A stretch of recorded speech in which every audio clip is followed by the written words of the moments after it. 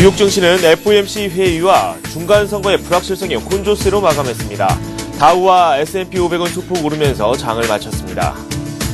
유럽 증시는 미국의 양적 완화 규모에 대한 불확실성에 은행주 흐름이 부진했지만 미국과 중국의 제조업 지표 개선 소식에 자원개발주 중심으로 상승 마감했습니다.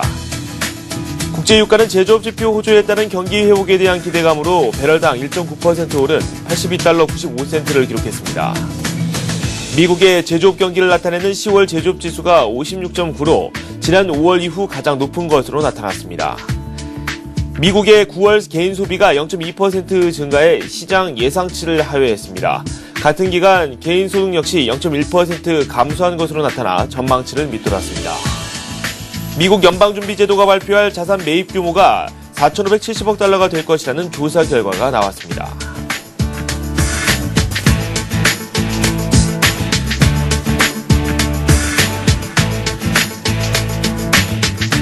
여러분 안녕하십니까, 김종성입니다. 지난밤 미국 증시에서는 저희가 살펴볼 만한 지표들이 상당히 많았습니다. 미국에서 10월 개인 소득과 개인 지출이 예상치보다 좀 적다는 소식이 전해지면서 추가 양적 완화책에 대한 기대가 점차 커졌습니다. 하지만 미국 연준이 매입할 이 자산 규모가 4,750억 달러 규모로 시장 예상치보다는 좀 적을 것이다라는 조사 결과가 발표가 되면서 차익 실현 매물이 나왔습니다. 이 밖에 기타 여러 가지 지표가 긍정적으로 나왔지만 차익 실현 매물을 이겨내지는 못하는 모습을 보여줬는데요. 강보합권에서 마감이 됐죠. 구체적으로 미국장 마감 소식 한번 정리를 해보도록 하겠습니다. 현대해증권 광화문 지점에 안동후 과장 전화 연결되어 있습니다. 안녕하세요. 네, 안녕하세요. 네, 미국 증시의 상승폭 상당히 제한적으로 나왔고 오히려 나스닥 지수 같은 경우는 소폭 밀렸습니다. 미국 증시 마감 상황 전해주시죠. 예, 뉴욕 증시가 혼조세로 마감을 했습니다. 이날 예정된 중간선거와 FOMC 결과를 앞둔 경계감을 반영을 했는데요. 이날 뉴욕 증시는 장 초반 125포인트 상승할 정도로 강세를 나타내다가 오후 들어서 패드의 양적 완화 불확실성으로 인해서 혼조세로 돌아서는 모습이었습니다. 이날 이 FOMC 결과뿐만 아니라 또 중간 선거도 불확실성을 키우는 요인이 됐고요. 그리고 마지막에 JP모건 체이스의 조사까지 겹쳐가지고 지수가 상승을 이어가지 못하는 모습을 보였습니다. 네. JP모건에 대한 조사 소식 잠시 후에 다시 한번 살펴보도록 하고요. 먼저 호재가 될 수 있을 법했던 그런 재료부터 먼저 좀 살펴보도록 하겠습니다. 중국이 PMI 지수가 상당히 좋게 나왔고 그리고 미국에서도 10월 제조업 지표 역시 상당히 좋게 나왔습니다. 5개월 만에 가장 높은 수치가 나왔다고 하는데 이게 또 증시에 긍정적인 영향으로 작용이 됐죠? 예, 전날 중국 10월 제조업 PMI 지수가 54.7을 기록하면 4개월 연속 상승하는 모습을 보였습니다. 특히 이제 신규 주문과 생산, 구매 지수가 상승의 원인이 됐었고요. 이로 인해서 중국의 4분기 모멘텀도 확인하는 그런 모습으로 시장이 긍정적으로 받아졌습니다. 그리고 미국의 10월 제조업 지수도 5개월 만에 최고치를 기록했는데요. 감소 예상을 깨고 증가세를 보인 그런 모습이었는데 8월 54.4에서 56.9로 상승했습니다. 이는 시장 전망 54를 크게 웃도는 수치였고요. 여전히 시장의 경기 회복은 제조업이 선두에 서 있다는 그런 모습을 보이고 있습니다. 미 제조업은 미 경제 활동의 약 11%를 차지하고요. 10월 증가세로 인해서 15개월 연속 상승세를 이어가게 됐습니다. 특히 이제 신규 주문 지수가 51.1에서 58.9로 크게 높아졌고요. 생산 지수도 56.5에서 62.7로 높게 나오는 모습이었습니다. 네, 미국의 제조업 경기가 15개월 연속 확장세를 보였다. 이렇게 정리를 해주셨습니다. 그럼 앞에서 말씀을 해주셨던 시장에 좀 독이 됐던 부분 한번 살펴보도록 하겠습니다. 미국 증권거래위원회가 JP모건에 대한 조사를 시작하겠다. 이렇게 이야기를 밝혔다고 하는데 어떤 내용인지 구체적으로 좀 살펴보도록 할까요? 예, 미 증권거래위원회가 JP모건 체이스의 부채 담보보증권 CDO 관련 조사를 진행 중에 있다고 조사가 있다고 보도가 나왔는데요. 2007년 JP모건이 판매한 CDO에 대해서 충분한 정보를 제공하지 않았다는 점에 대해 조사를 진행 중인 것으로 알려졌습니다. 이 JP 모건이 판매한 스쿼드라는 이름의 그 11억 달러 규모의 CDO인데요.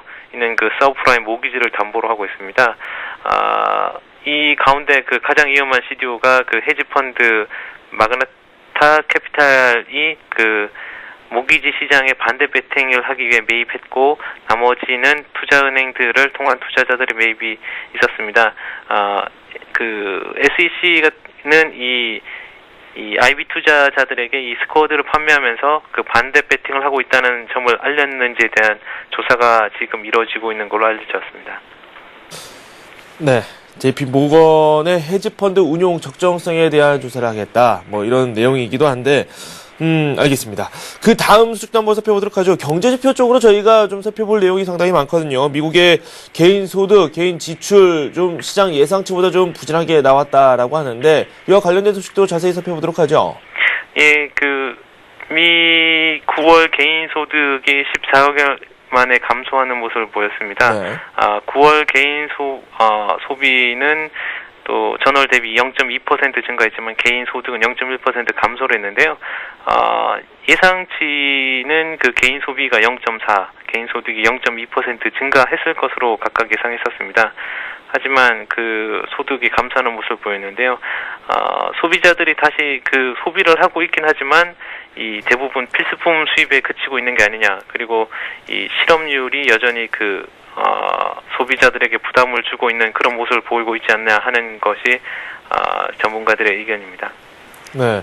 그리고 근원 개인 소비 지출 내역도 한번 잘 살펴보니까 시장이 생각했던 거와는 크게 다르게 조금 큰 변동이 없었습니다. 이 때문에 추가 양적 완화에 대한 기대감이 조금씩 커지기도 했는데, 이에 대한 내용은 어떻죠? 예, 그 연방준비제도가 주목하는 그 근원 개인 소비 지출, 즉 PCE 물가지수가 네. 전월 대비 변동이 없었고, 그 지난해 같은 달에 비해서는 1.2% 오른 데 그치는 모습이었습니다. 이 같은 그 연간 상승폭은 2001년 9월 이후 가장 적은 모습인데요. 그 이번 상무부 발표는 그 미 경제의 70%를 차지하는 소비가 부진한 상태를 지속하는 가운데 물가 상승률이 억제되고 있음을 보여줬습니다. 이에 따라서 그 2일과 3일에 열리는 그 FOMC 회의에서는 경기 부양을 위한 양적 완화 조치가 발표되지 않겠냐 하는 기대감을 높이는 그런 모습입니다. 네.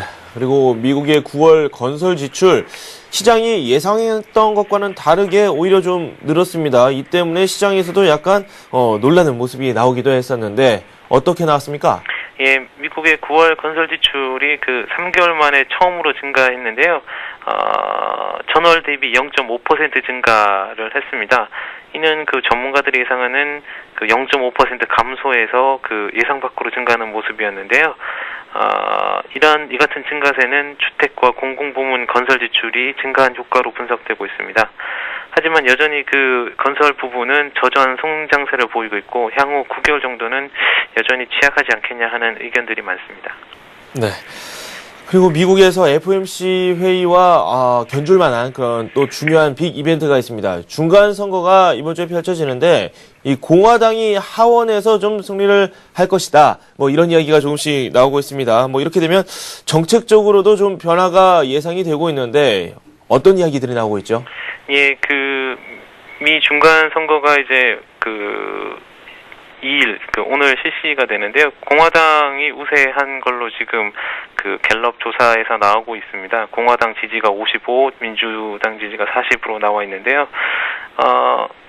이 공화당이 이 하원을 차지하게 되고, 지금 상원까지도 위태한 그런 상황에 있다는 게 지금 중간 선거에 대한 내용들이고요.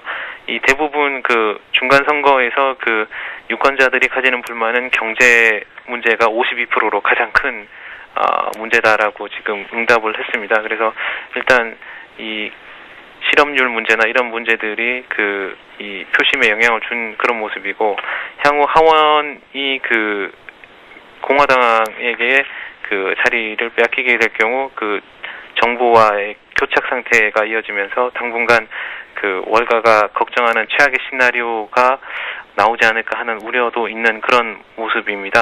일단 민주당이 상하원을 다 뺏기게 되면 일단 의회 일정에 대한 그런 부분이 상당히 안 좋게 흘러갈 가능성이 많고요. 또 FRB가 생각보다 적은 양의 돈을 풀게 되고 이렇게 되면 경제마저 또 답보 상태를 보이지 않을까 이런 부정적인 그런 뉴스들이 많이 지금 보이고 있습니다. 네. 그렇죠. 지금 마지막에 말씀을 해주셨던 추가 양적 완화 규모에 대한 이야기를 살짝 해주셨는데 실제로 월가의 전문가들이 예상한 이 규모가 기존에 예상했던 그 수치보다 좀 낮게 나오고 있습니다. 상당히 좀 우려스러운 부분도 분명히 있습니다. 그동안 기대를 했던 부분이 상당히 많기 때문인데요. 얼마나 좀 적은 규모로 예상이 되고 있습니까? 예, CNBC가 최근 83명의 이코노미스트와 채권 주식 펀드 매니저 등을 상대로 조사한 결과에 따르면은, 이들 평균치가 4,570억 달러로 집계됐습니다. 이는 지난달 중순에 실시했던 4,900억 달러보다 줄어든 수준인데요. 현재 중간값은 5천억 달러로 변동이 없습니다. 하지만 이 미 연준의 추가 이 양적 완화 조치가 좀 줄어들 거라는 데에는 이 시장 전문가들은 그렇게 예상을 하고 있고 또 방식도 점진적으로 매달 어떤 기준을 두고 매입을 하지 않겠느냐, 상황을 봐가면서 하지 않겠느냐는 게 전문가들의 시각이기 때문에 적어도 이제 5천억 달러의 이상에 나오지 않으면은 시장이 조금 실망하지 않겠느냐는 그런 우려가 좀 있는 그런 모습입니다. 네, 그렇군요. 미국 증시 쪽 저희가 상황을 살펴봤고요. 유럽 같은 경우도 상승세가 나왔습니다. 물론 상승폭은 좀 미약하게 나왔는데요. 유럽 증시 상황도 정리해 볼까요? 예, 유럽도 마찬가지로 중국과 미 제조업 지표 개선 소식에 글로벌 회복에 대한 기대감이 장에 어떤 반영이 되었는데요. 영국이 0.34%, 프랑스가 0.2%, 독일이 0.05% 오른 그런 모습을 보였습니다. 이날 이 글로벌 제조업 경기 호황을 반영하면서 자원 개발주가 일제히 상승하는 모습을 보였는데 원자재 업종의 주가가 1.23% 상승하는 모습을 보였습니다. 주식으로는 영국의 엑스트라타가 3.7, BHP 빌린턴이 1% 올랐고요. 독일의 베이어 에이지는 1.1, 에어 베를린은 3.9% 오르는 그런 모습을 보였습니다. 하지만 이 패드의 양적 완화 불확실성이 나중에 반영되면서 소시에테 제네랄, BNP 파리바 등 은행주들이 1% 안팎으로 하락하는 그런 모습을 보였습니다. 네. 그렇군요. 상품 시장도 한번 저희가 점검을 해보도록 하죠. 국제 유가는 1% 넘게 올랐고 반대로 금값은 소폭 하락했습니다. 상황 정리해 주시죠. 예, 유가는 사우디아라비아 석유 장관의 발언과 중국, 미국의 제조업 지수 상승 영향으로 강세를 보였습니다. 서부 텍사스 중진류 12월 인더분은 배럴당 1.52달러, 1.9% 상승한 82.9달러로 마감을 했고요. 하지만 금은 전날 대비 온스당 7달러 0.5% 내린 1350.6달러로 마감하고 은 가격도 1센트 떨어진 24.55달러를 시현했습니다. 이날 장중 달러가 강세로 돌아서면서 이 원자재 쪽이 조금 약한 모습이었는데 유가만 약간 상승하는 모습으로 끝나는 그런 모습입니다. 네. 상품 시장까지 한번 살펴봤고요. 저희가 오늘 밤에 있을 내용들도 한번 살펴봐야 되겠죠. 경제 지표 그리고 또 기업 실적 내용까지도 한번 훑어보도록 하죠. 예, 오늘 밤 기업 실적 발표는 마스터카드와 화이자, 그다음에 일렉트로닉 아츠, 하트포드 파이낸셜이라고 있는데요. 저희가 주목할 부분이 마스터카드와 화이자일 겁니다. 일단 화이자 같은 경우는 이전치와 같은 수준을 예상하고 있고요. 마스터카드는 소폭 지난 분기보다 좀 상승한 모습을 보일 걸로 예상하고 있습니다. 경제 지표는 일단 화요일은 없는 상태입니다. 중간 선거 발표가 있기 때문에 이거에 좀 관심을 많이 가져야 될 것 같습니다. 알겠습니다. 구체적인 내용도 한번 저희가 말씀을 들어봤습니다. 현대증권 광화문지점의 안동훈 과장과 지금까지 함께했습니다. 또 말씀 고맙습니다. 네, 감사합니다.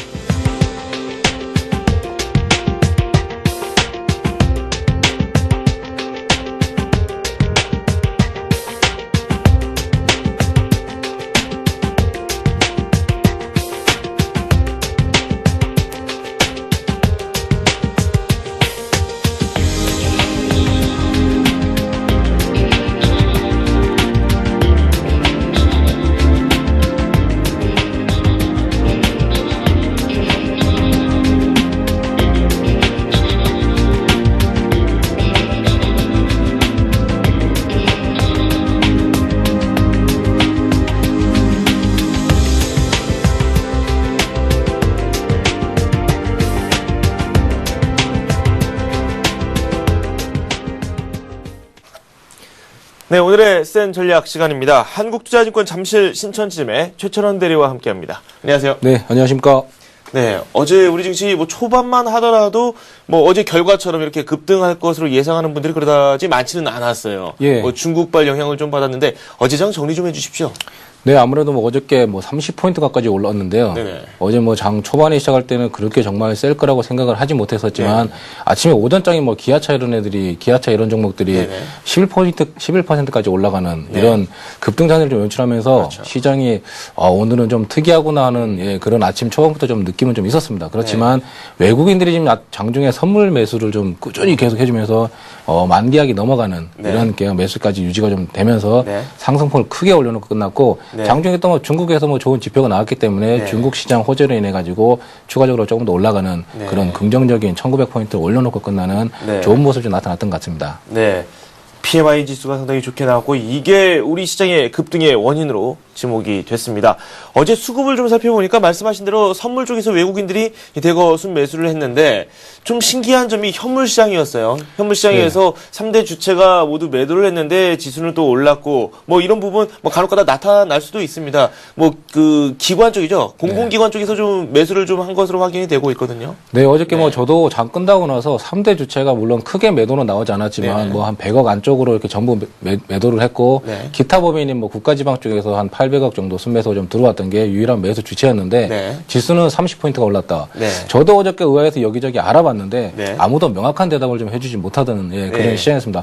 과거에도 한번 이런 경우가 있었던 경우가 제가 얼핏 기억이 나는데 네. 어제 제가 장중에 보면서 장중에도 계속 제가 물어봤던 부분이거든요. 네. 마지막 종가 끝났을 때는 개인까지 매도 포지션이 나왔지만 장중에 한 오전장, 오후장 넘어올 때 이렇게 같이 봤을 때는 외국인 기관은 매도를 하고 있었고 네네. 개인 쪽이 한 200억 정도 매수를 좀 하고 있었습니다. 네네. 예. 그런데도 지수는 한 30포인트 정도 올라갔다. 개인이 200억 정도밖에 매수를 안 하는데 네. 지수가 30포인트 가까이 올라가는 게 의아해서 제가 그때부터 좀 주위에 물어보기 시작을 했거든요. 네. 그런데 아무도 명확한 대답을 좀 주지 못했고 네. 종가 끝났을 경우에는 개인까지 매도로 나왔기 때문에 제가 더 조금 더 의아한 이런 시장을 좀 느낄 수가 있었습니다. 네, 그렇군요.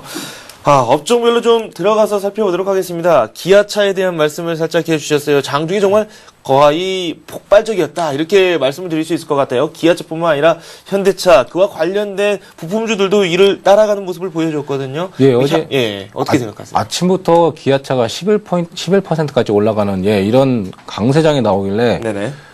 야, 기아차도 이 개별 종목 같이 이렇게 움직일 수가 있구나. 네. 이런 대형 종목들이 장중에 11%까지 올라가는 거는 저는 본 적이 없는 것 같습니다. 그런데 11%까지 올라갔다가 약간 조정이 나왔다가 오후장에 다시 기아차가 상승폭을 좀 확대하면서 현대차 따라오고 네. 오비스 따라오고 그리고 이제 뭐 2차전지 관련주들 네. 자동차 업종이 워낙 세게 나타나다 보니까 2차전지 관련 업종들 뭐 LG화학도 뭐 한 5% 넘게 올라가고 그리고 화학주들이 이제 뭐 효성이나 하나석화 이런 애들이 다시 올라오면서 네. 지수 상승폭을 끝까지 확대해가면서 네. 종가 고가가 나오면서 이제 끝났던 어제 자동차 업종이 없으면은 시장에서 정말 소외되는 IT 업종을 들고 있거나 이랬을 경우에는 네. 정말 소외되는 시장이었던 것 같습니다. 제가 지난주에 이제 말씀을 좀 드리면서 네. 자동차 업종을 제가 포트폴리오 안에서 50% 이상을 제가 가져가야 된다고 말씀을 드렸거든요. 그렇죠. 예. 근데 어제같이 이렇게 올라올 거라고 생각은 많이 못했지만 실적이 워낙 좋았던 부분들이 있었기 때문에 네. 어제 자동차 업종이 급등을 했는데 이렇게 올라왔을 경우에는 이제는 어느 정도 단기 급등에 대한 부담이 약간 나올 가능성이 있습니다. 네. 한 일주일 새 정도에서 기아차가 20%가 넘게 네. 가격 상승폭이 나왔기 때문에 네. 어느 정도 이제 그런 이익 실현 물량에 대해서는 대비를 좀 하셔야 되는 네. 그런 시점이 이제 좀 다가온 것 같습니다. 네.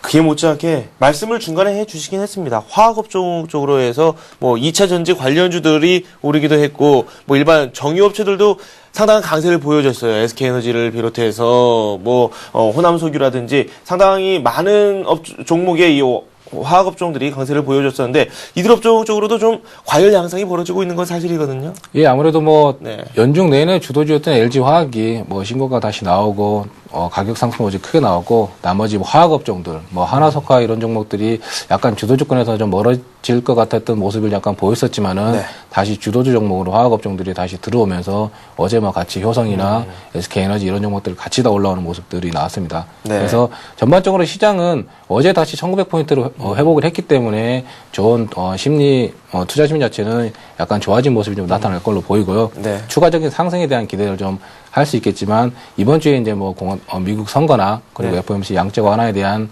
이런 전망치들이 나온 거 나서 네.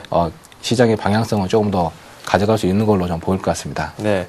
추가 상승 가능성은 있지만은 그래도 여러 가지 변수가 있기 때문에 좀 저희가 잘 살펴보고 넘어가야 된다. 이렇게 말씀을 해 주셨습니다.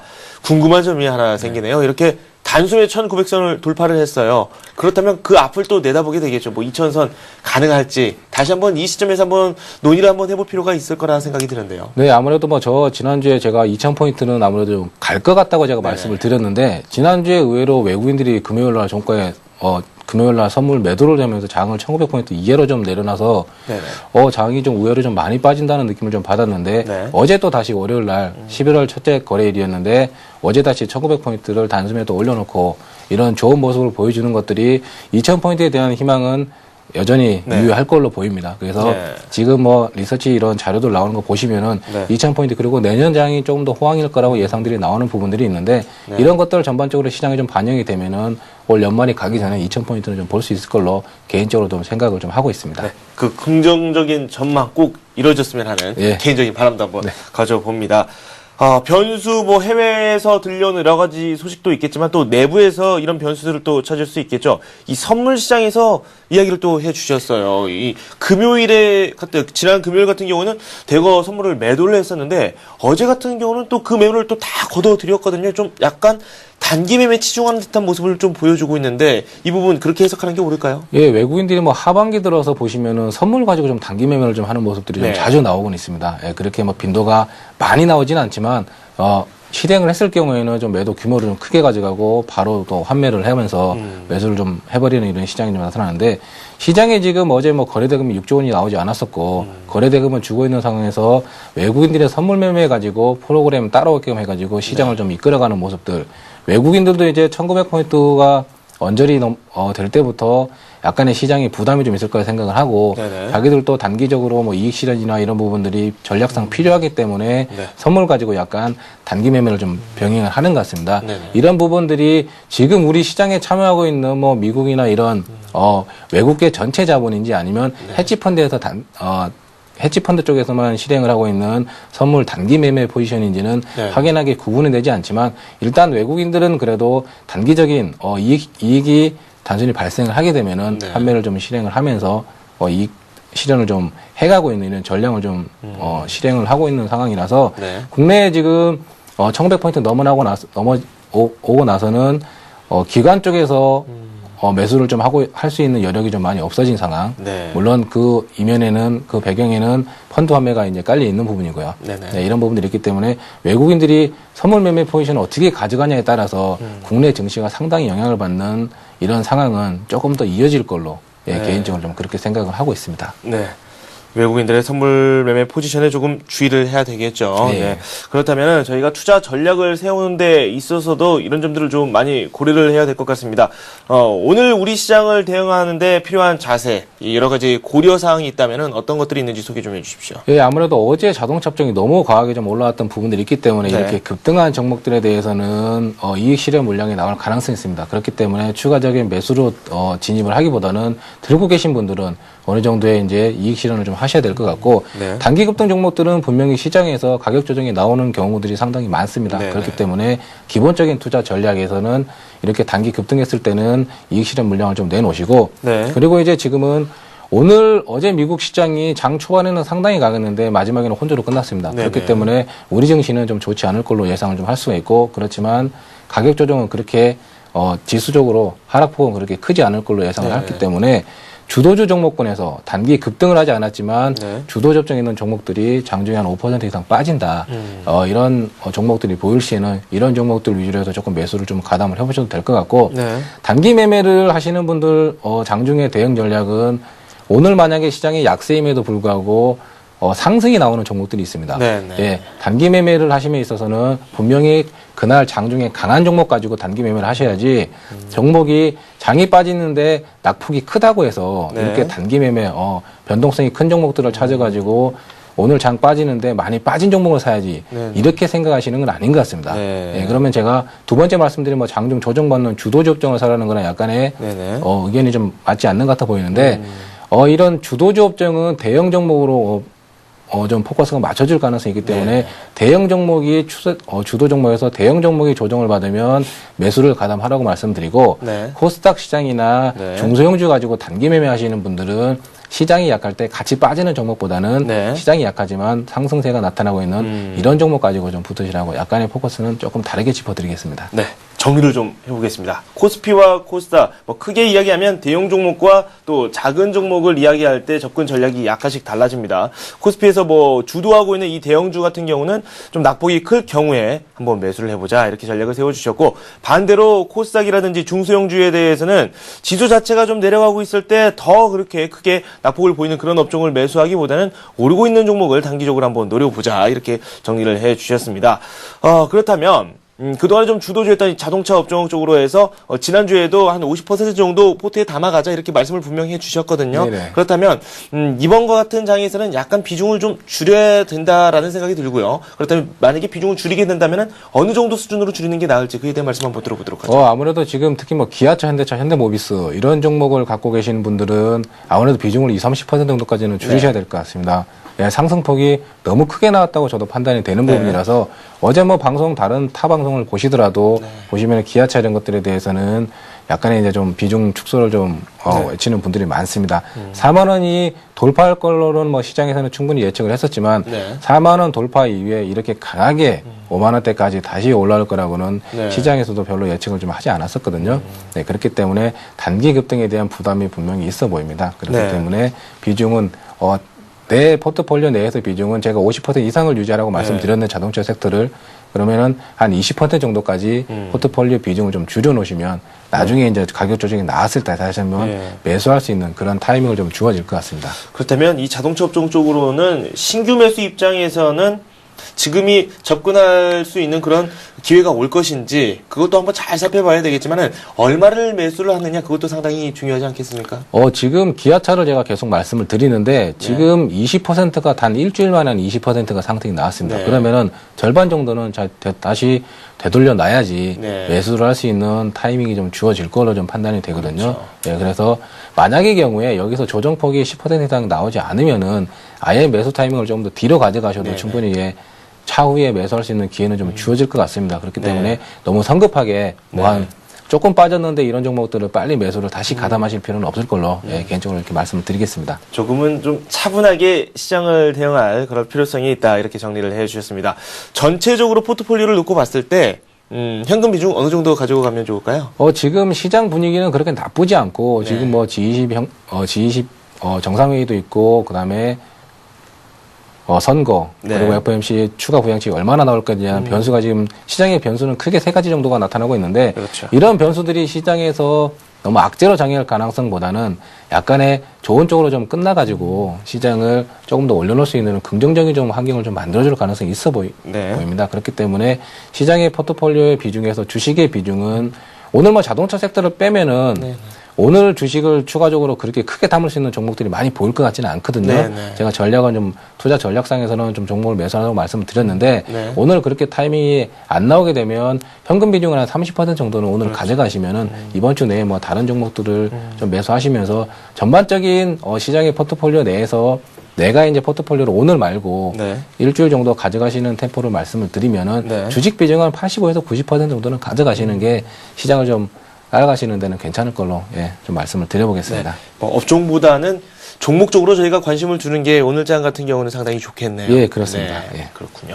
그렇다면 오늘 우리가 집중적으로 살펴볼 만한 종목 어떤 종목인지 최천원 대리로부터 말씀 한번 들어보도록 하겠습니다. 예, 제가 뭐 그렇게 큰 종목으로 오늘 말씀드리는 건 아닌데요. 현대 그린푸드라는 종목이라는 말씀을 드려보겠습니다.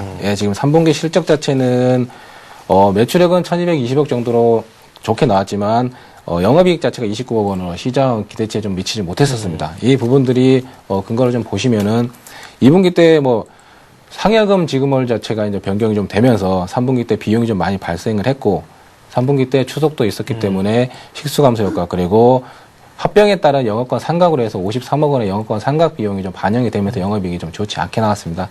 그렇지만 지금 이제 뭐 내년쯤에 해외 법인에 대해서 급식에 대해서 납품이 좀 진행이 될 예정이고 지금 이제 뭐 종합식품회사라는 모습이 좀 변경이 좀 되고 있습니다. 농수산물 유통공사랑 MOU를 체결을 하면서 네. 원자재 이런 공급책, 공급에 대해서는 좀 안정적인 모습을 좀 가져가기 때문에 유통과 제조를 종합적으로 아우르는 종합식품회사로 좀 변경이 좀 되고 있고, 특히 지금 최근에 가격은 한 5% 정도 올라왔지만은 네. 보시면은 기관 쪽에서 한 3일간에 한 40만 유 가까이 좀 매수가 좀 강하게 좀 유입이 됐습니다. 네. 이런 모습들은 추가적인 상승세가 좀 있어 보이고, 차트를 좀 보시면은 단기적으로 우상향을 좀 그려가는 안정적인 변동성은 그렇게 크지 않지만 네. 안정적인 차트 모습이 나오는 게 이 종목에는 가장 큰 메리트가 있는 것 같고, 여기 최근에 바닥권 121선 이평선에 부딪히는 이런 포인트 선에서 기관 쪽에서 한 40만 유 가까이 매수가 강하게 유입이 됐다. 네. 그렇다면 기관들도 추가적으로 상승을 좀 더 노리면서 매수가 유입이 됐기 때문에 추가적인 상승을 노리면서 오늘 이제 장이 좀 약할 걸로 예상을 해서 11,000원권 이하에서는 매수를 좀 하라고 말씀을 드리고, 네. 전고점 9월 달에 찍었던 전고점 12,250원인데 제가 단기적으로 목표가 한 12,000원권 정도를 제시를 해드리겠습니다. 그리고 손절가는 121선이 위치하고 있는 1,300원 선. 이 종목이 장기 추세상 121선을 하회했던 종가는 없었습니다. 그렇기 때문에 1,300원이 깨지면 손절을 하시라고 개인적으로 좀 말씀을 좀 드려보겠습니다. 네, 지금 목표가로 제시해 주신 선이 뭐 일종의 저항선이라고 생각을 하면 될까요? 예, 아무래도 전 고점이 12,000원권이 있기 때문에 네네. 그 정도 가격이 오게 되면 매물이 좀 나올 가능성이 있습니다. 중간에 뭐 약간의 지금 고점에서 9월 달부터 지금 한 달 반 정도 지나면서 가격 조정이 한 2,000원 정도 있었던 모습이라서 네. 그때 사신 분들은 물리신 분들이 있을 겁니다. 예, 네. 이런 분들이 12,000원권 오면은 매물을 내놓을 가능성이 있으니까 단기적인 저항선이 좀 될 가능성이 있습니다. 그래서 1차 목표가를 제가 12,000원을 한번 제시를 해보겠습니다. 네, 알겠습니다. 현대 그린푸드 저희가 살펴봤습니다. 한국투자증권 잠실 신천지점의 최철원 대리와 함께했습니다. 두 말씀 고맙습니다. 네, 감사합니다.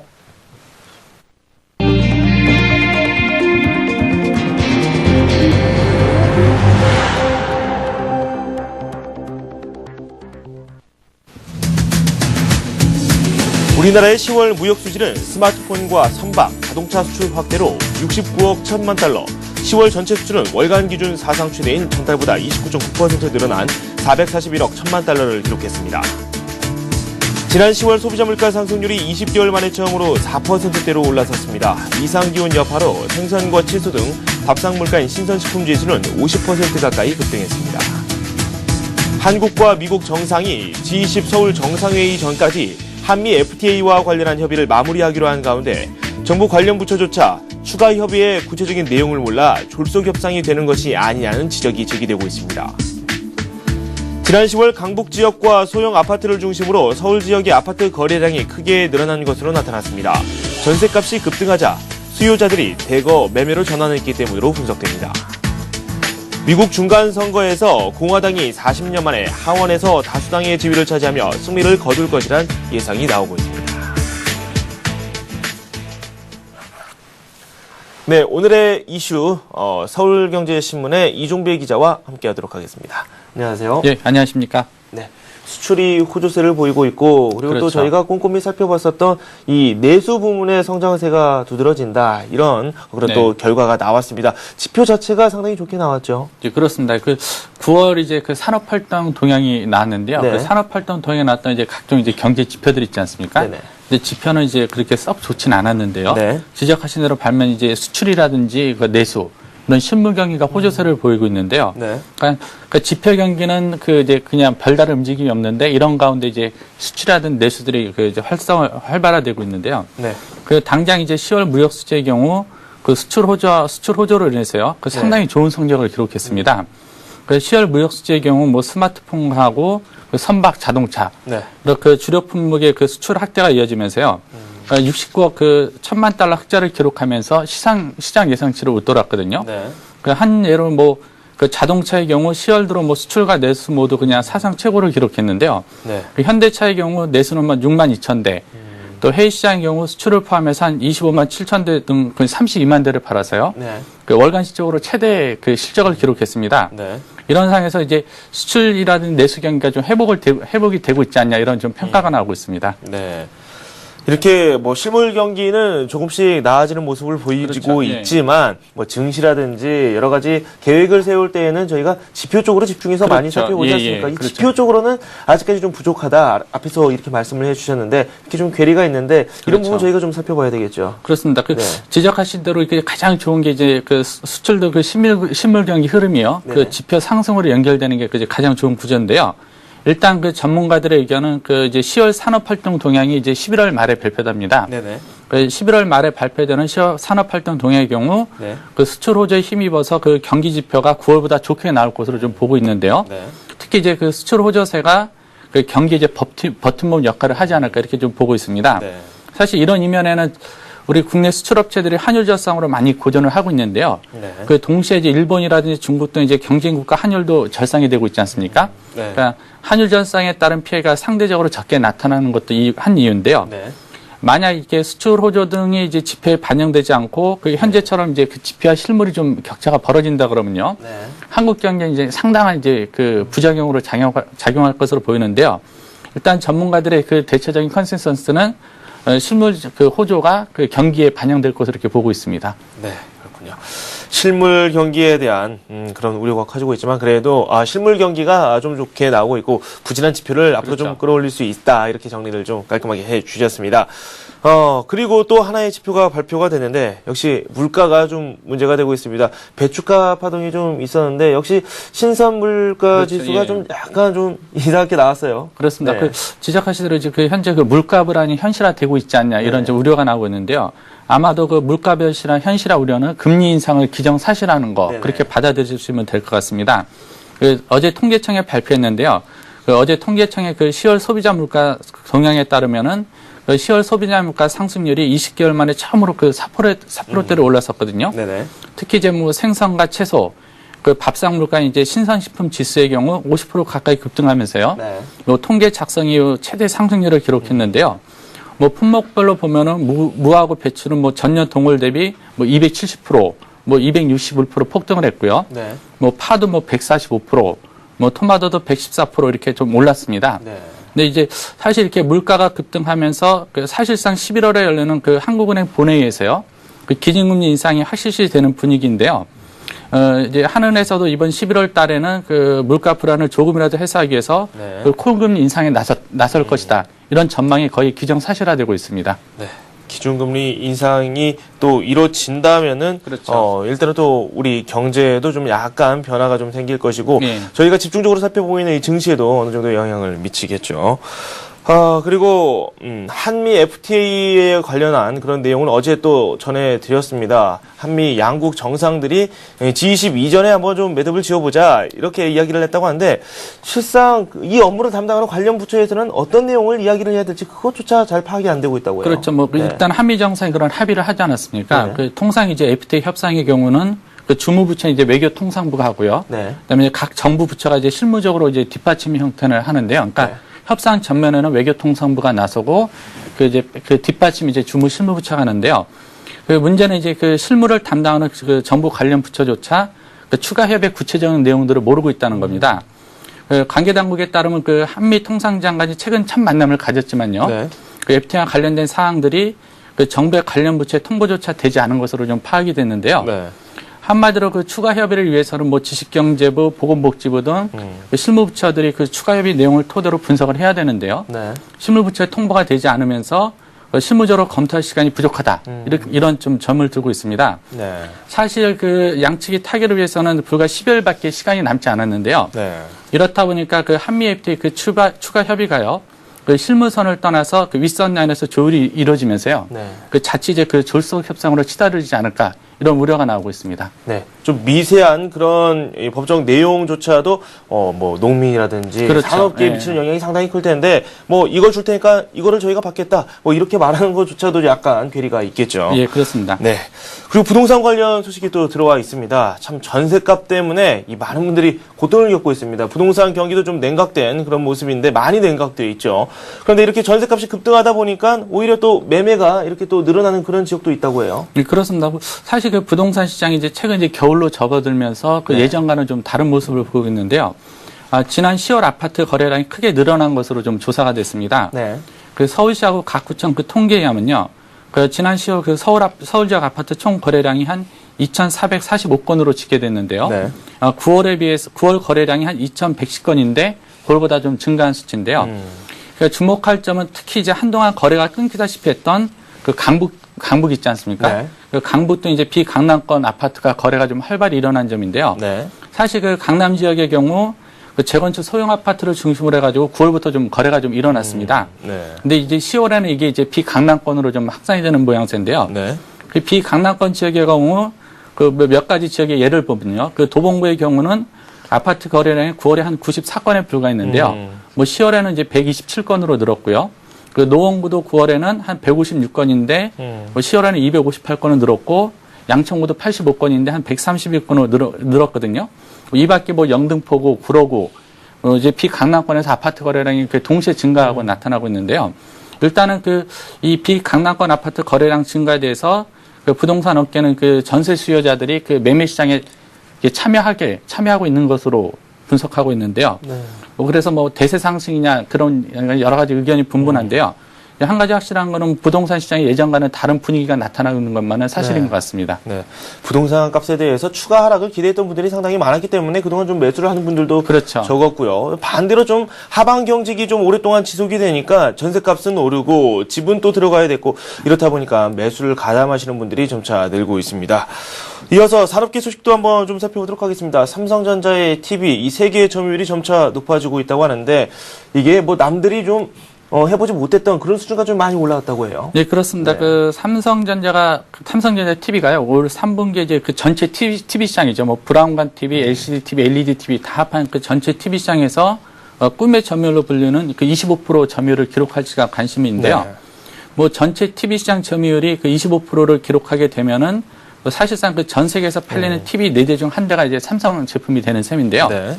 사실 그 25%가 갖는 점유율이면 상당히 큽니다.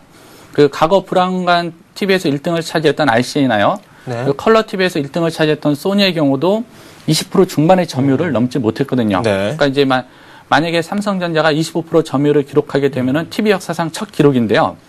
현재 그 삼성전자의 경우 2분기에 그 전체 TV 시장 점유율이 24%입니다. 그러니까 네. 1%만 올리면 되죠. 네. 1%만 올리면 되는데요.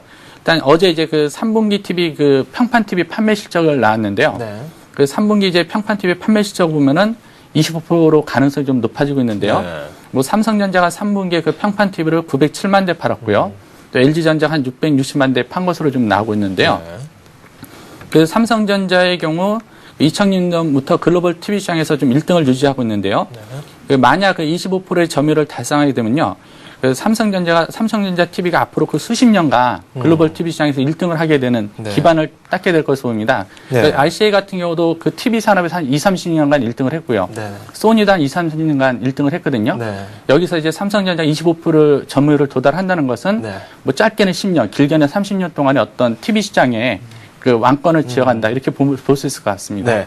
1위에 오르는 것도 또 중요하지만 또 그 자리를 그렇죠. 지키는 것도 예, 얼마나 상당히 장기간 중요하죠. 지키는 게 중요한데 네. 25%라는 숫자 의미가 네. 장기간의 어떤 롱런을 할 수 있는 기반을 제공한다 이렇게 보면 될 것 같습니다. 네. 중국의 저가 공세 그리고 최근 이야기가 솔솔 나고 있는 스마트 TV까지 여러 가지 변수가 남아 있습니다만 많은 연구 개발을 통해서 이 지위를 굳히고자 한번 좀 삼성전자가 많은 노력을 좀 해야 되겠죠. 국제 소식도 한번 저희가 짚어보도록 하겠습니다. 화두는 미국의 중간 선거입니다. 경제 정책의 향방을 결정할 수 있는 그런 내용이기 때문에 이 세계가 주목하고 있는 그런 내용이 아니겠습니까? 예, 그렇습니다. 네. 사실 이제 미국의 중간 선거가 하루 앞으로 다가오면서 이제 관심이 좀 높아지고 있는데요. 네. 뭐 이번 선거는 뭐 오바마 대통령의 그 경제 정책에 실망한 유권자들이 그 공화당으로 기울 것으로 이렇게 좀 분석이 나오고 있지 않습니까? 네. 뭐 뉴욕 타임즈, 월스트저널 그 현지 언론에 따르면요. 이번 선거에서 그 하원의 경우 공화당이 한 50에서 60석 의석을 추가해서요. 그 다수당의 지위를 차지할 것으로 좀 전망이 되고 있는 소식인데요. 네. 그 반면 상원에서는 민주당이 가까스로 이제 뭐 다수당의 지위를 유지할 것으로 좀 보고 있는데 네. 사실상 이제 전반적인 이제 공화당 우세가 예상되고 있는데요. 사실 그 우리 입장에서는 그 중간 선거 이후 나올 그 오바마 행정부의 그 경제 정책 방향인데요. 뭐 양적 완화라든지 그 환율 문제 여러 가지가 많지 않습니까? 네. 그래서 중간 선거가 지나고 나면 그런 정책들이 많이 바뀔 거다 이런 예상이 많이 나오고 있는데요. 네. 만약에 오바마 대통령이 중간 선거에서 나쁜 성적을 기록할 경우 과연 어떤 정책의 변화를 꾀할지가 우리한테는 좀 관심인 것 같습니다. 네, 알겠습니다. 국제 소식까지 한번 저희가 전달해 들어봤습니다. 서울경제신문의 이종배 기자와 지금까지 함께했습니다. 두 말씀 고맙습니다. 예, 감사합니다. 네, 굿모닝 센정시 저희가 준비한 소식은 여기까지입니다. 저는 출발 센정시에서 우리 시장 출발 상황과 투자 전략까지 꼼꼼하게 세워드리도록 하겠습니다. 저는 출발 센정시에서 다시 찾아뵙겠습니다.